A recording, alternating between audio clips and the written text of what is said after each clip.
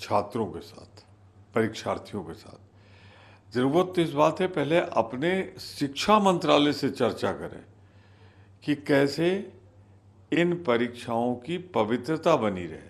जब से भाजपा सरकार आई, paper leak, paper leak, paper leak, बड़ी जो प्रतिष्ठित परीक्षाएं हैं उनमें भी लीक हो रहा है। अब कल नेट का कराया परीक्षा, वो लीक हो गई, नीट का हो ही चुका है। तो इस तरह करोड़ों लोग जो इससे जुड़े हुए हैं, उनके भविष्य खिलवाड़ कब तक होगा मोदी जी?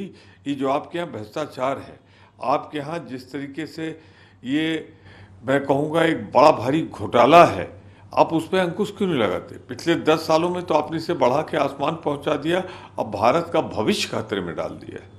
प्रियंका गांधी ने भी ट्वीट किया, क्या शिक्षा मंत्री इस लचर तंत्र की जिम्मेदारी लेंगे? सवाल यहाँ सीधा सा है, प्रधानमंत्री क्यों नहीं बोलते इस पर, क्यों चुप हो जाते हैं? जब इतना बड़ा करोड़ों छात्रों के भविष्य से जुड़ा हुआ सवाल आता है तो ये प्रधानमंत्री खामोशी क्यों अख्तियार कर लेते? परीक्षा पे चर्चा तो कराई थी, खुद किया था छात्रों से, अब अपने मंत्रालय से चर्चा क्यों नहीं करते? आपका मंत्री तो ये कह रहा है कि कुछ गड़बड़ी नहीं हुआ था। अब जब सुप्रीम कोर्ट ने कायदे से लताड़ लगाई तो अब जांच करने को तैयार है। ये क्या हो रहा है? मुझे लगता है नीचे से लेकर ऊपर तक सब इस घोटाले में शामिल है। लेकिन अभी जहां तक सरकार का कहना ये है कि अगर इस तरह का हो रहा है तो हम किसी भी उसको छोड़ नहीं रहे हैं, चाहे सीबीआई जांच हो, एसटीएफ की जांच हम करा रहे हैं और लोगों पे कार्रवाई भी कर रहे हैं। सवाल सीधा सा एक, ये परीक्षा तो आप कराते हैं, आपके नियंत्रण में होती है, आपकी देखरेख में होती है, और इसमें करोड़ों अरबों का खेल हो रहा है, तो क्या उसमें आपका कोई शामिल है जिसकी वजह से प्रधानमंत्री जी आप खामोश? ये तो सीधी सी बात है।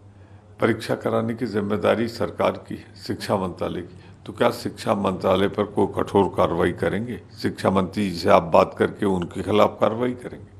जिम्मेदारी तो उनको लेनी पड़ेगी ना, क्योंकि इस सरकार में ही शिक्षा मंत्री नहीं है।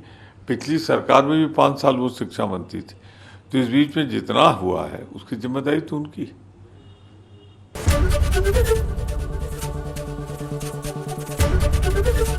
एबीपी गंगा, खबर आपकी, जुबान आपकी।